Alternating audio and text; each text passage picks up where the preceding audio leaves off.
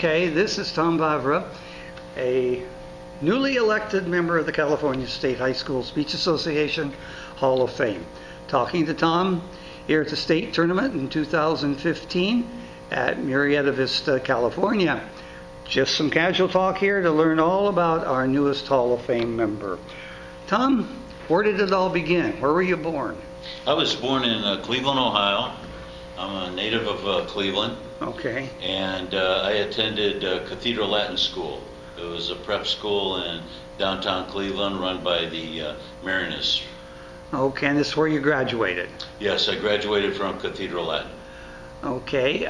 During those years in high school in Cleveland, what was your interest? What did you get yourself involved in?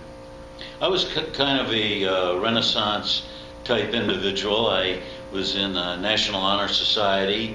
I was involved in student council, speech and debate, and I ran track and field and cross country. Speech and debate. Okay. Like what? What kind of, well, you were probably like I back in the time when you didn't have a lot of debate type choices. So I assume you were doing the policy debate, or what we just call team debate. Right. What happened at Cathedral Latin School, it was mandatory that every freshman take a semester course in speech and debate. Okay. And I had a great instructor, Brother Joe Bischoff, Marinist brother, and he ran the speech and debate classes.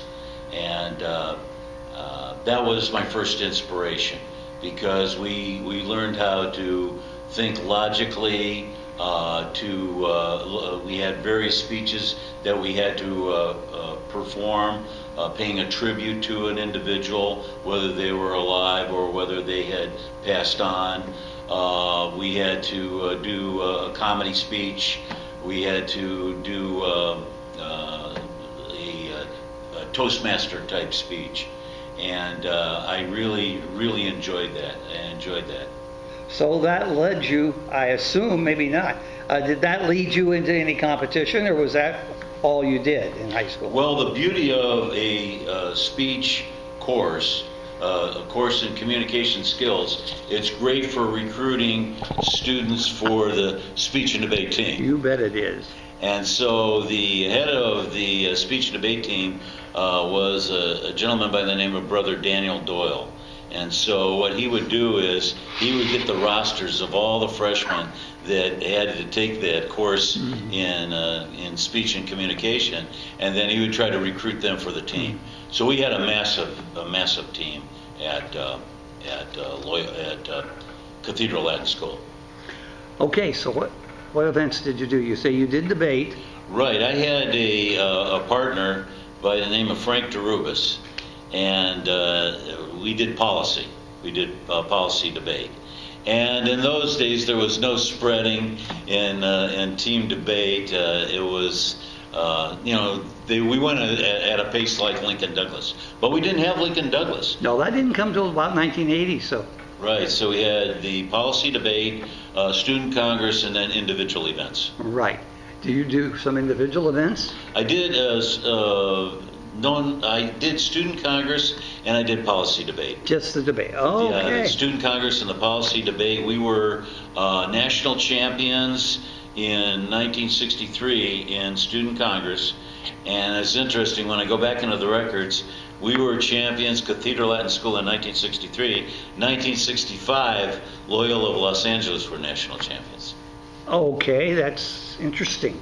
Okay, tell me this. In college, where was college? College was Miami University of Ohio, and in those days we had a great prep school, but we didn't have all this additional college prep counselors. You had to do a lot of this on your own. Yeah. And so I was searching around, and a friend of my mother's, who was a graduate of Miami of Ohio, she said, "Tom, you need to go down there, Miami of Ohio is just north of Cincinnati."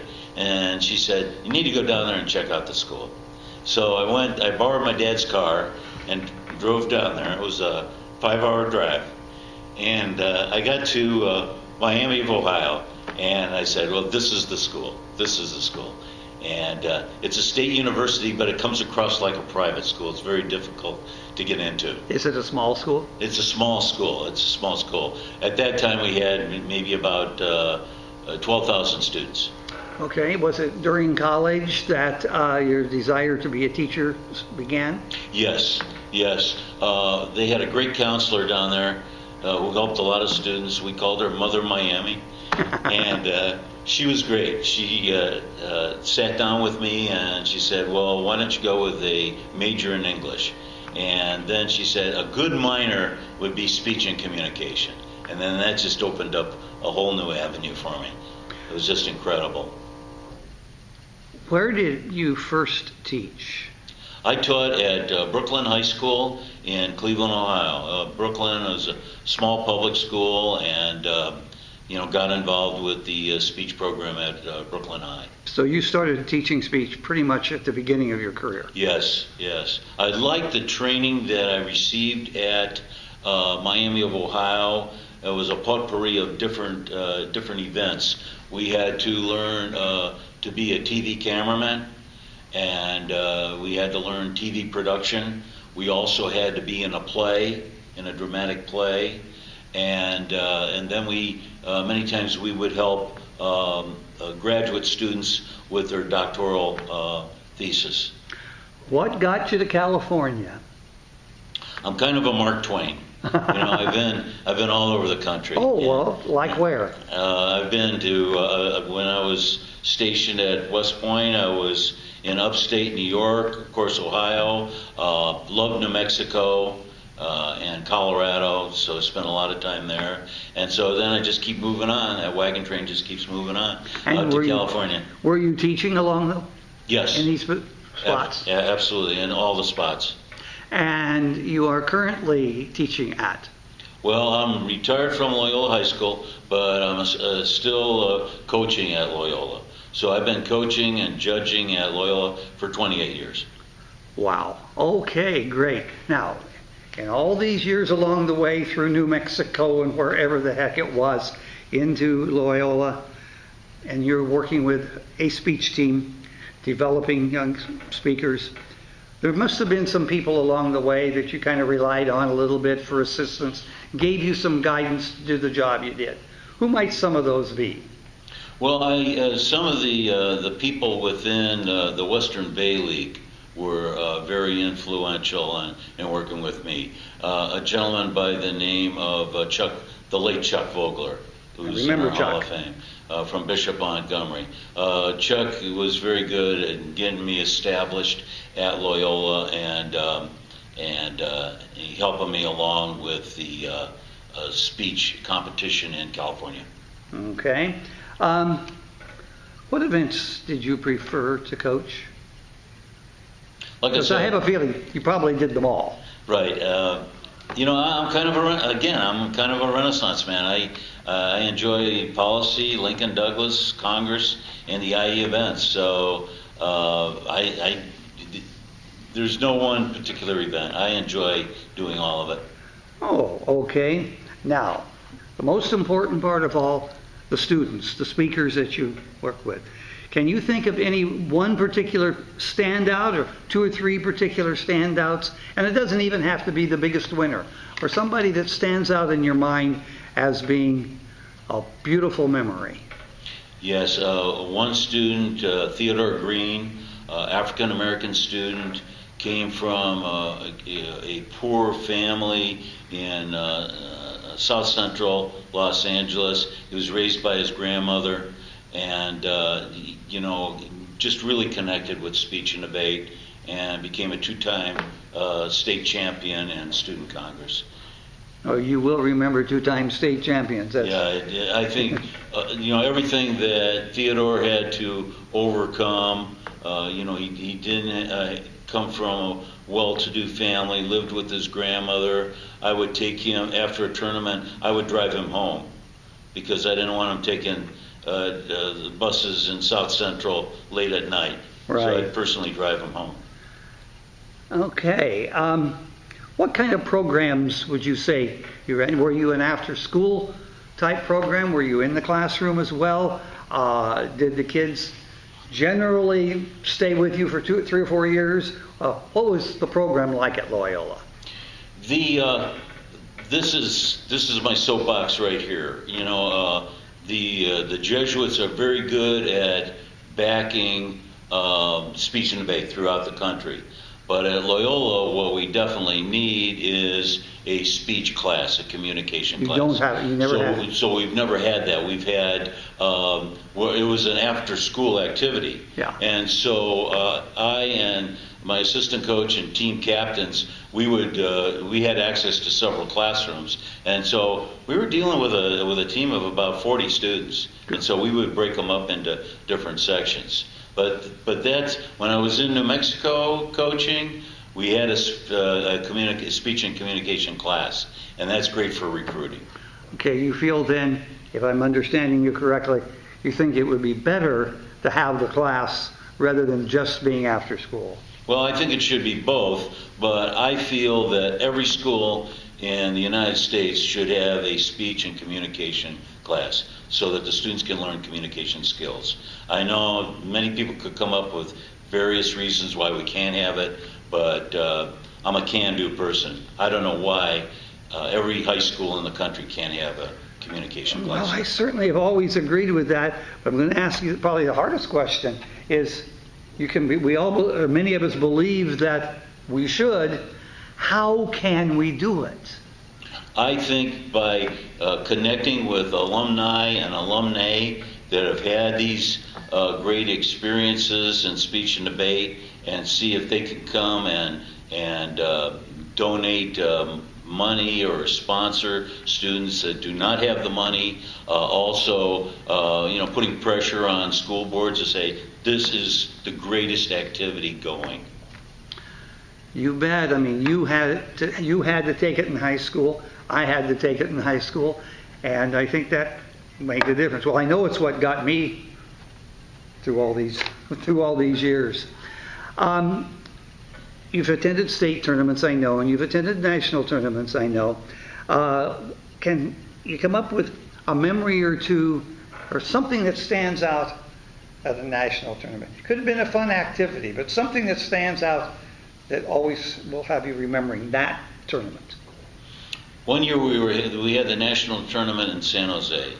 Oh, I know what you're going to talk about. Yes. And we had two policy debaters, a gentleman by the name of Ryan Saba and Harry Scarborough, and they just kept winning throughout the tournament, which I was really impressed with. Okay. Well, I thought you were going to talk about the lights going out and some of the other problems we had at San Jose. Okay, you mentioned a desire to see required speech. Yes. But as you would look ahead, what do you see the future of, let's say, competitive speech? A lot of the leagues are getting smaller and some of the events are not as popular as they once were. School boards are giving less money to support the teams. What's the future of competitive speech in California? Like I said, I think that the alumni and alumnae really need to put the pressure on these schools. I think we're living in an era where there's too much technology, that people are constantly playing on the computers. The earphones are becoming a permanent fixture. They're too much on the iPhones, and as a result, a lot of these people are not communicating. They do not know how to communicate, nor do they want to communicate. And so when I see these young men and women here at the state championship and judge them, I'm just totally impressed, because they are able to communicate verbally. They will be successful leaders in the near future. Oh, absolutely. Absolutely. Well, what didn't we talk about? Anything that you said, one of your soapbox preachers, and we got that. Now what else? Any other thing that you feel is important about you or about speech in California? I think, you know what inspires me is when I see debaters here on a Saturday night competing when they could be out partying with their friends, and then Sunday morning when the community is asleep, they are competing once again. And that is amazing. Another thing, I see these students impeccably dressed, marching to their events, and with passion and self-confidence. And I just wish that there were more administrators here to see these students. They will be at the basketball game. They will be at the football game. And don't get me wrong, I'm a former athlete. But it would be nice to see more administrators at these big tournaments to see these beautiful children. And in conclusion, what do you think was your best contribution to speech? I didn't warn you about that one. I think students pick up on dedication and passion. And I think those are two things that they've seen in me over the years. The dedication and passion, willing to go that extra mile to help the student out. And if the student's right, I will go out of my way to defend that student. Very good. We've been chatting with Renaissance man Tom Vavra from Loyola High School in Los Angeles. And we thank you very much and congratulate you on your selection for the CHSSA Hall of Fame. Thank you, Ron.